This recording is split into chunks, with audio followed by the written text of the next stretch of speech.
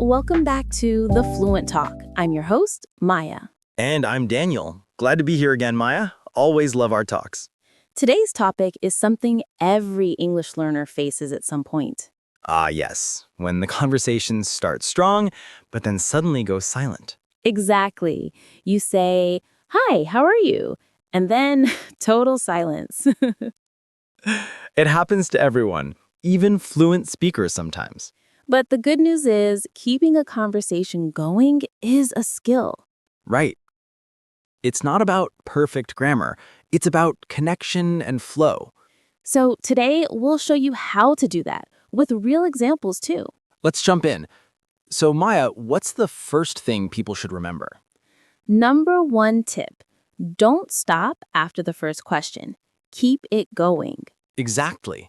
Instead of, how are you? Try adding something extra. Like, how are you? How's your week going so far? Sounds more genuine. That's great. Or even, how are you? Still busy with your new project? Yes, that shows you remember what they said last time.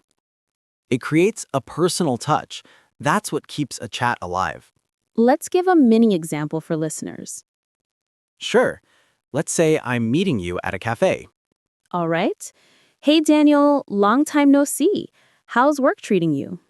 Pretty good. Been busy lately. How about you, Maya? Same here, trying to balance editing and recording time. See that? Each answer leads to another natural question. Exactly. Never answer with just fine or good. That kills the flow. Right. Give a little detail, then throw the ball back. This is huge. English conversations are built on sharing small details. Yes, it's like passing energy. You give some, they give some. Let's compare bad versus good examples. All right. Hey, how was your weekend? Good. Conversation dead. Now, a better one, It was good. I went hiking. then the other person can ask, oh, really? Where did you go? Exactly. Small details create new directions for the talk.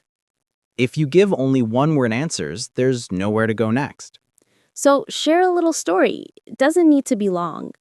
Even something like, I watched a movie on Netflix. Have you seen it? Perfect. You open the door for a whole new topic. Now let's talk about listening. Most people forget this part.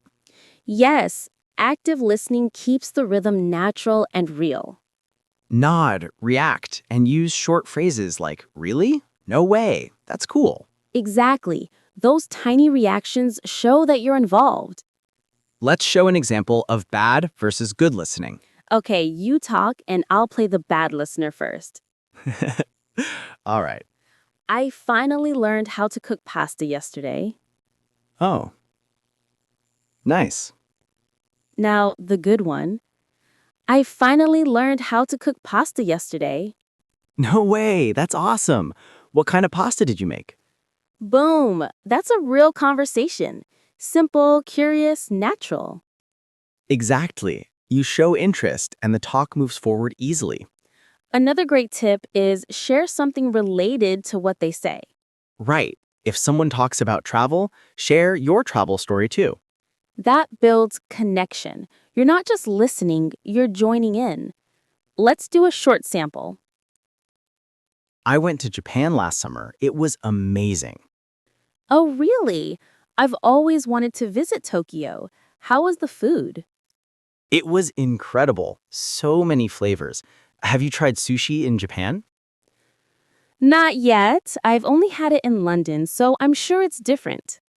See that? A simple topic can go on forever if you respond naturally. Exactly. That's how native speakers keep it flowing. Hey everyone, quick reminder, if you're enjoying this episode, don't forget to like this video, subscribe to the channel, and comment below telling us how you keep conversations going. Yes, we love reading your stories and ideas, so drop them down below. All right, let's get back to it. Ready, Daniel? Always ready. Let's go. Another skill is switching topics naturally, not suddenly. Yes, use linking phrases like speaking of or by the way. Exactly. For example, speaking of food, have you tried Korean barbecue?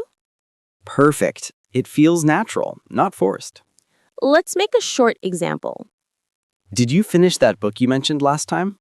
Yeah, speaking of books, have you seen that new movie based on it?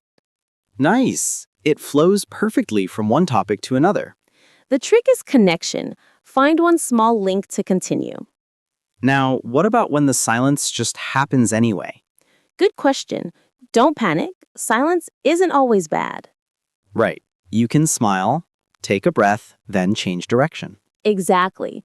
Try phrases like, anyway, I was going to ask you. Or, by the way, have you seen that? Simple, smooth restart. That's what native speakers do all the time. Yes, they just pick another topic without stressing. And never say, I don't know what to say. Laugh. That kills the moment instantly. Now, before we wrap up, let's talk about how to end conversations. Ah, yes. Ending politely is just as important as keeping it going.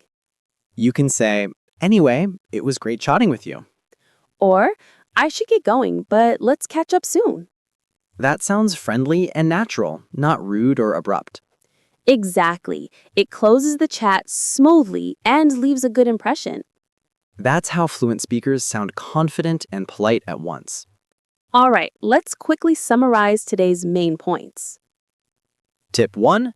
Ask follow-up questions to show interest. Tip 2, give details, not one-word answers. Tip 3. React and listen actively. Tip 4, relate and share your own stories. Tip 5. Switch topics naturally with linking phrases. Tip 6, don't fear silence, restart smoothly. And finally, end conversations politely and positively. That's a wrap for today's episode of The Fluent Talk. If you practice these tips, you'll never run out of things to say. Exactly. Conversations are like dancing. It's all about rhythm. Well said, Maya. Keep the rhythm and your English will flow. Thanks for listening, everyone. And don't forget, practice a little every day. We'll see you next time with another fun English topic. Take care and happy speaking, everyone. Bye-bye.